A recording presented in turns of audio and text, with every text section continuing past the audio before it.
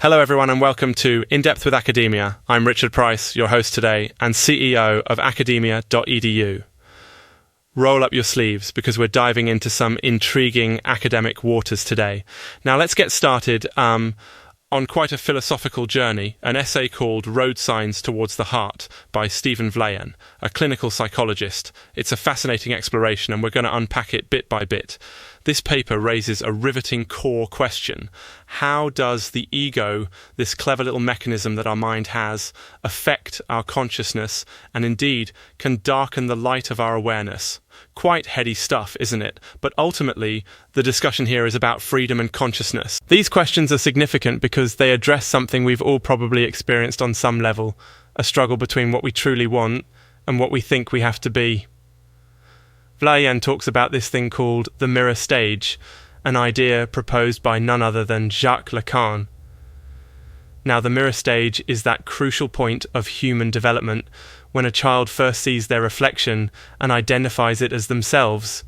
Isn't that wild? It's like the first time you looked into a mirror and thought, hey, that's me. This notion introduces the concept of the ideal ego, a self-image that helps control our impulses, and this is where it all begins. But unfortunately, it's not all sunshine and rainbows because, according to Vlaien, the ego isn't always our friendly companion. It actually creates something Lacan calls narcissism, which is, well, fascinating and a bit daunting.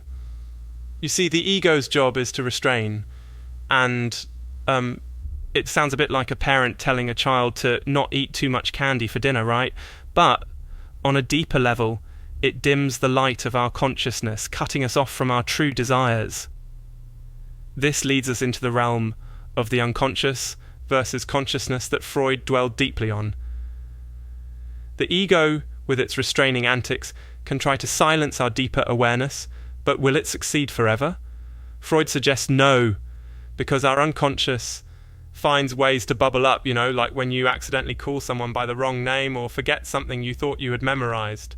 Our unconscious writes itself between the lines. It's like, those hidden nudges towards something meaningful. Now Vlaien's paper draws our attention to something really insightful. Perhaps even in our compulsions and neurotic behaviors lies the path to healing and finding wholeness. Like road signs towards the heart, if you will. It's quite poetic and a bit reassuring, isn't it?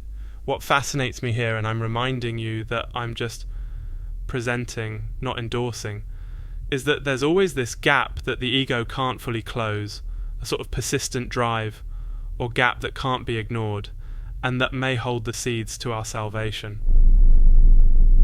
There's this part where the paper takes this giant philosophical leap, suggesting that healing comes when the unconscious becomes conscious once again, and that through psychoanalysis, our true selves might emerge from the shadows of the ego. Fascinating stuff, because we're lacking the patchwork quilt that represents who we are at a soul level, at least according to this perspective. Vlaien, in his poetic way, paints the prospect of realizing our brain mirror reflections align with our genuine desires, and suggests we're maybe like zombies, hypnotized by societal routines. Pretty stark, huh? But then there are these people, perhaps in more spiritually connected societies, as Vlaien hints, often found in jungles celebrating their souls, living free from our Western constraints where consciousness remains untainted by ego. Quite enigmatic, and it's wild to think that their way of life might be holding some keys for us, but again, not endorsing, just communicating notions the paper reflects. Now, as we wind down our heartfelt wander through this essay, and oh boy, have we treaded through some deep, deep waters, let's reflect for a moment on what these insights might mean for you. While academic theories are enlightening, they're not conclusive truths. They offer points for exploration. Consider this: a world where we, collectively and individually, seek those road signs towards our hearts, not dictated by ego and societal compulsions.